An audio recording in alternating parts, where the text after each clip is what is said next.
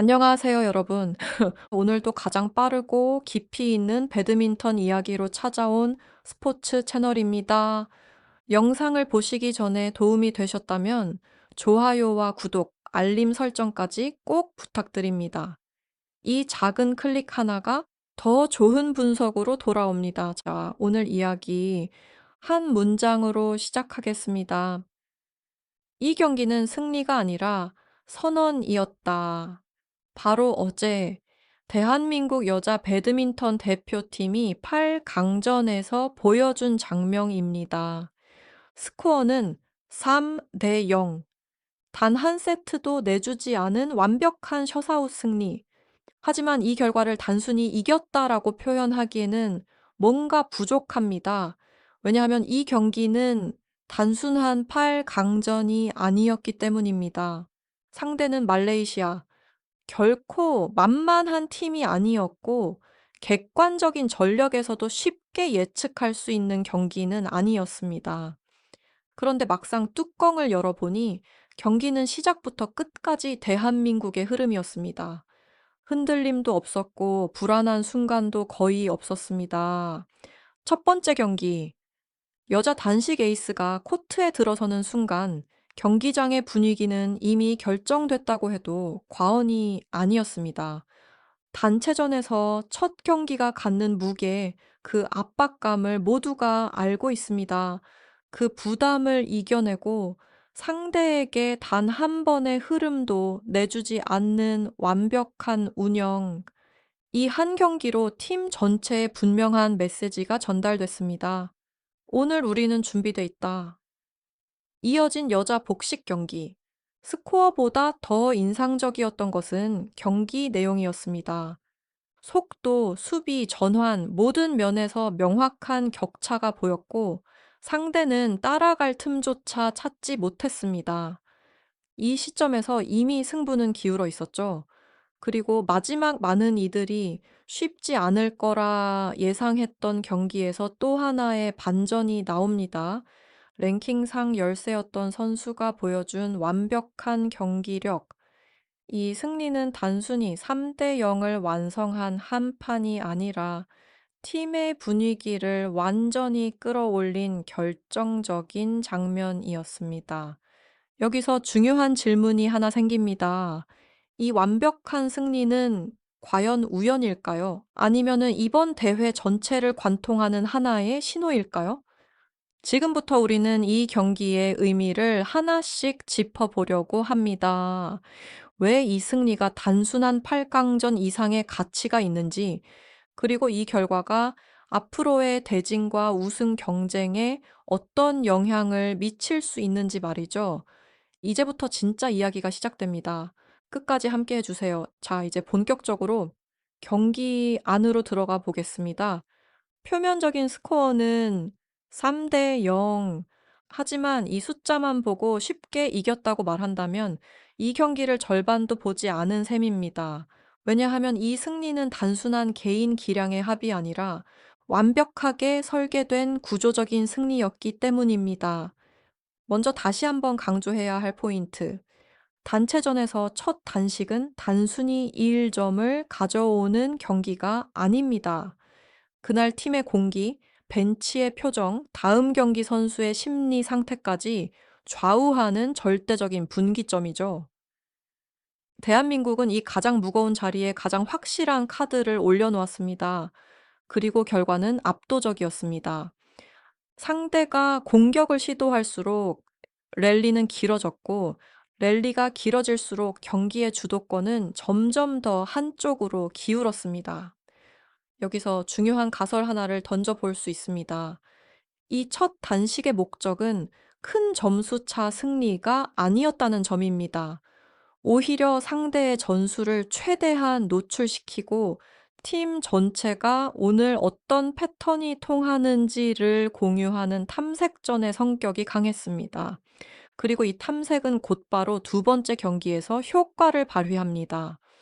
여자 복식 경기에서 대한민국은 유독 네트 플레이의 빈도를 높였습니다. 상대의 수비 라인을 끌어올린 뒤 짧고 빠른 전환으로 체력을 빠르게 소모시키는 방식이었죠.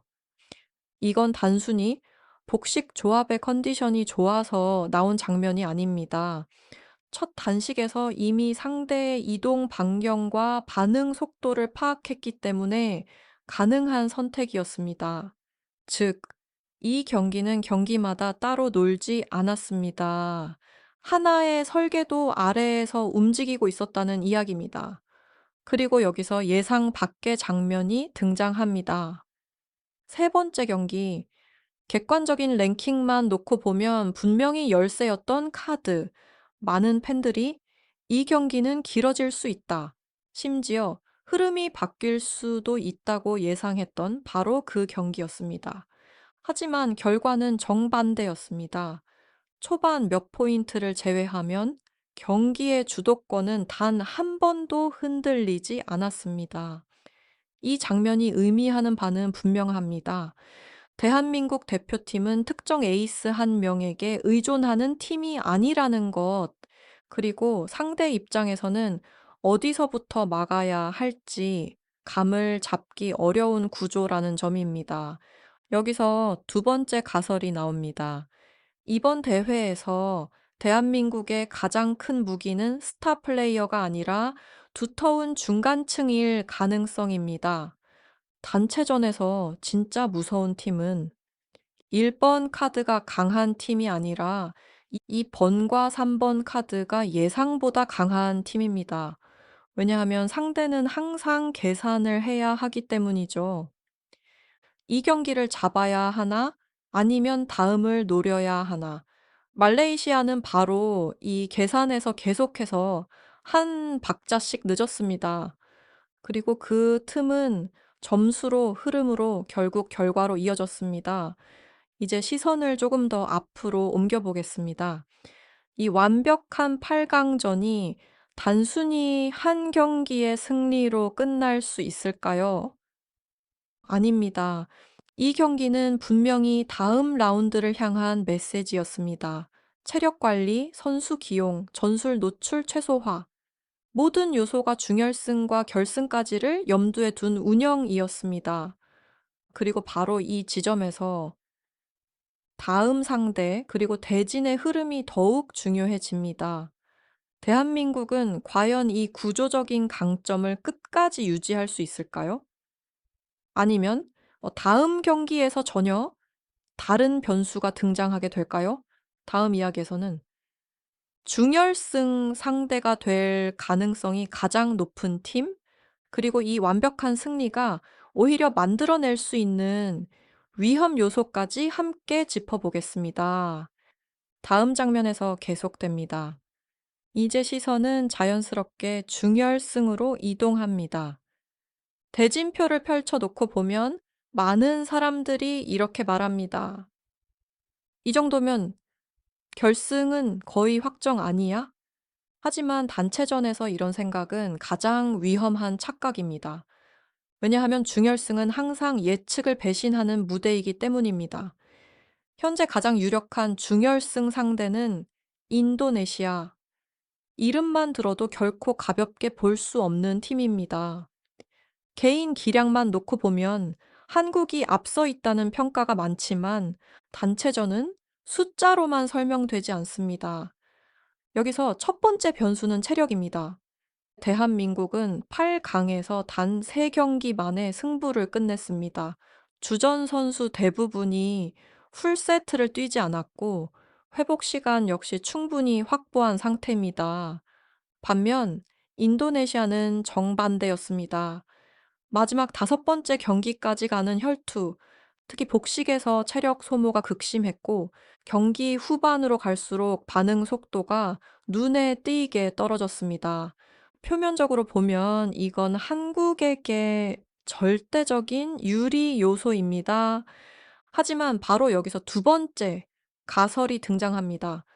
체력적 열세는 오히려 인도네시아를 더 공격적으로 만들 수 있다. 체력이 부족한 팀은 두 가지 선택을 합니다. 지거나 아니면 초반부터 모든 걸 걸고 승부를 끝내려 하거나, 인도네시아가 후자를 선택한다면 중결승은 전혀 다른 양상으로 흘러갈 수 있습니다. 특히 단식 1번 주자. 초반부터 템포를 끌어올리고 랠리를 최대한 짧게 가져가려는 시도가 나올 가능성이 높습니다. 이건 단순한 전략이 아닙니다. 한국의 가장 큰 강점인 안정적인 운영을 흔들기 위한 선택입니다. 여기서 관건은 대한민국이 이 흐름에 휘말리지 않는가입니다. 상대가 속도를 높일수록 오히려 리듬을 낮추고 길게 가져갈 수 있는가? 이건 기술의 문제가 아니라 경험의 문제입니다. 그리고 이 경험의 중심에 있는 선수가 있습니다. 바로 팀의 중심축. 이 선수가 코트에 서는 순간 상대의 공격은 한 박자씩 느려지고 팀 전체의 호흡은 다시 정렬됩니다. 하지만 단체전의 무서운 점은 에이스가 잘해도 모든 문제가 해결되지는 않는다는 사실입니다. 세 번째 변수는 두 번째 단식입니다. 8강에서 예상 밖의 승리를 만들어냈던 카드. 이 선수의 경기력이 다시 한번 유지될 수 있을까요? 혹은 그 승리가 오히려 부담으로 작용할 가능성은 없을까요? 상대는 분명히 분석을 마쳤을 것입니다. 이 선수에게는 이런 패턴이 통하지 않는다. 이 상황에서 흔들린다. 이제는 더 이상 놀라움의 카드가 아닙니다. 대응을 받는 위치에 서게 된 것입니다. 그리고 마지막 변수. 가장 조용하지만 가장 위험한 요소. 벤치의 선택입니다. 단체전은 코트 위의 싸움이 아니라 벤치에서 시작되는 싸움입니다. 누구를 쉬게 할 것인가? 어디서 승부를 끝낼 것인가? 혹은 5경기까지 갈 각오를 할 것인가? 이 선택 하나가 결승 진출을 결정짓는 순간이 될 수 있습니다. 그래서 이번 중결승은 단순한 유리한 경기가 아닙니다. 이 대회에서 한국이 어떤 팀인지 증명해야 하는 시험대입니다. 완벽한 8강전이 우연이 아니었음을 보여줄 것인가? 아니면 단체전의 복잡한 변수 속에서 흔들릴 것인가? 그리고 이 중결승의 결과는 결승 그 자체보다 더 큰 메시지를 남길지도 모릅니다. 다음 이야기에서는 만약 결승에 오른다면 마주하게 될 가장 강력한 시나리오, 그리고 모두가 기다리고 있는 그 이름에 대해 이야기해 보겠습니다. 다음 장면에서 이어집니다. 이제 우리는 자연스럽게 가장 많은 사람들이 기다리고 있는 장면으로 이동해야 합니다. 만약, 정말 만약입니다. 대한민국이 중결승을 통과한다면 그 다음에 펼쳐질 무대는 어디일까요?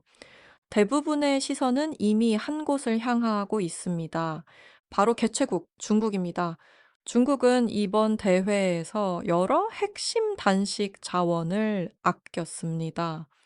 표면적으로는 로테이션, 컨디션 관리, 장기 플랜. 하지만 단체전 결승이라는 무대에 이르면 이야기는 완전히 달라집니다.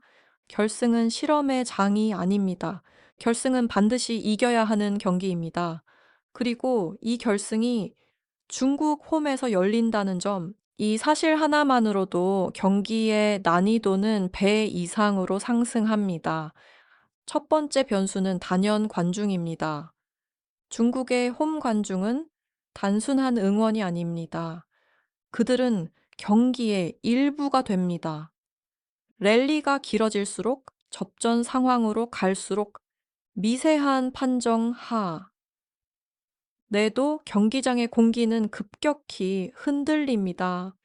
이때 흔들리는 쪽은 언제나 원정팀입니다. 아무리 경험이 많은 선수라도 수천 명의 함성 앞에서는 순간적인 집중력 저하를 겪을 수 있습니다. 그래서 결승에서 가장 중요한 첫 번째 키워드는 초반 흐름 장악입니다. 1번 단식에서 기선을 잡지 못한다면 그 압박은 고스란히 다음 경기로 전달됩니다. 여기서 다시 한번 강조되는 이름이 있습니다. 결승이라는 무대에서 가장 많은 경험과 가장 적은 표정 변화를 보여주는 선수, 이 선수의 역할은 단순히 이게 승리하는 것이 아닙니다. 경기를 안정화시키는 것입니다. 하지만 중국도 가만히 있지 않습니다.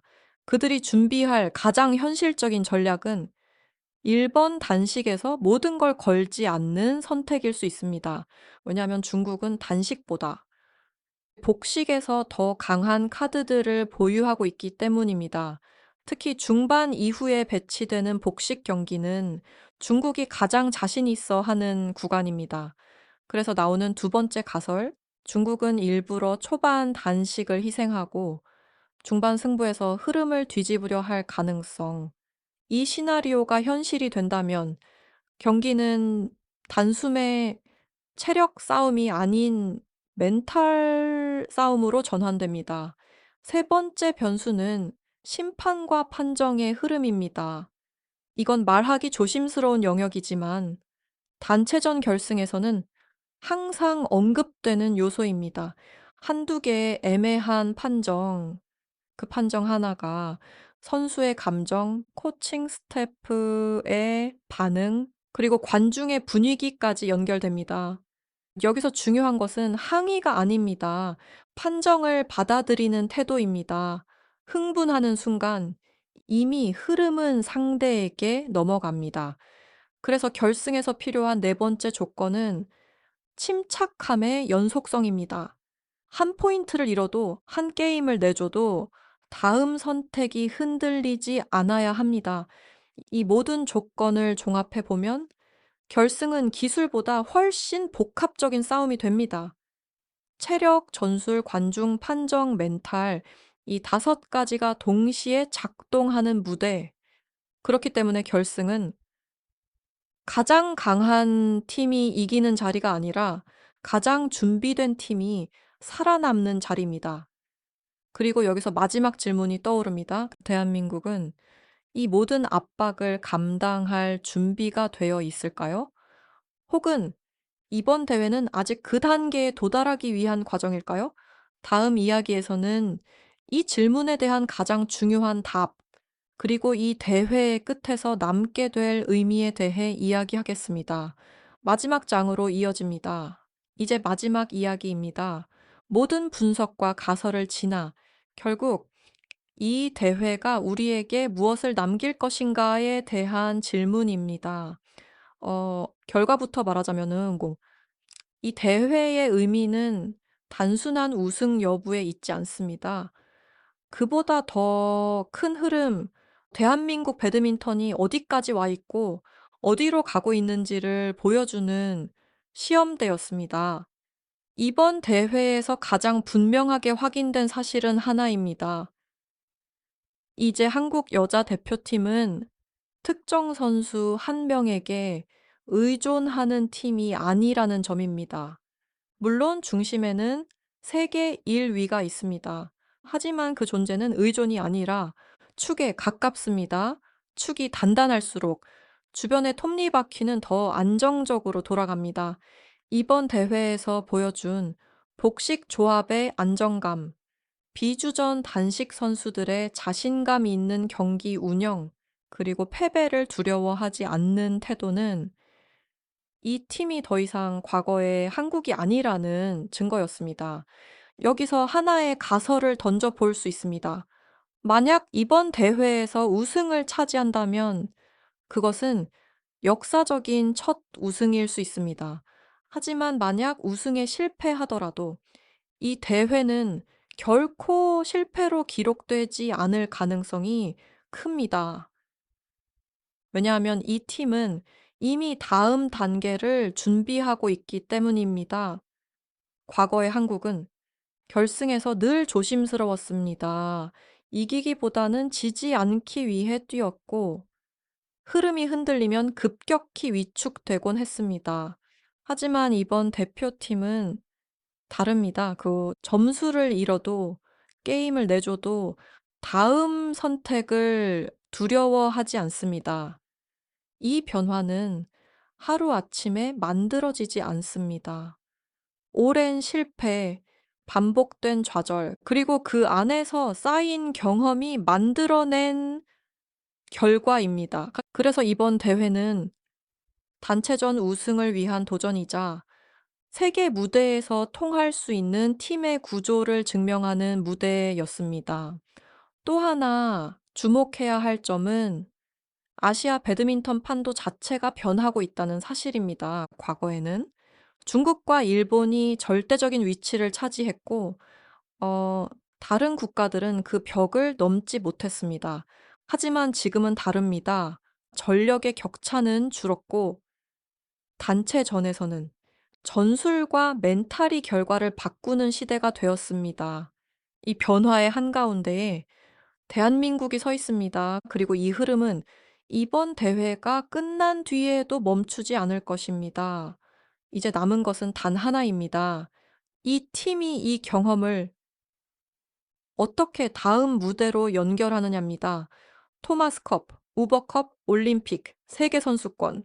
더 큰 무대는 계속해서 기다리고 있습니다. 이번 대회가 완벽한 해피엔딩으로 끝날 수도 있고 아쉬움을 남길 수도 있습니다.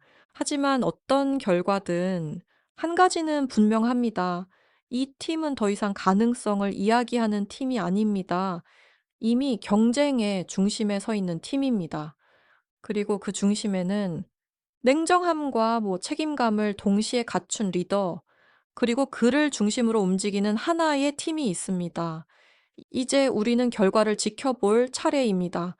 우승이라는 단어가 현실이 될지 혹은 다음 도전을 위한 발판이 될지 코트 위에서 그 답이 나올 것입니다. 이 대회의 끝은 하나의 결말이 아니라 한국 배드민턴이 본격적으로 다음 장으로 넘어가는 시작일지도 모릅니다.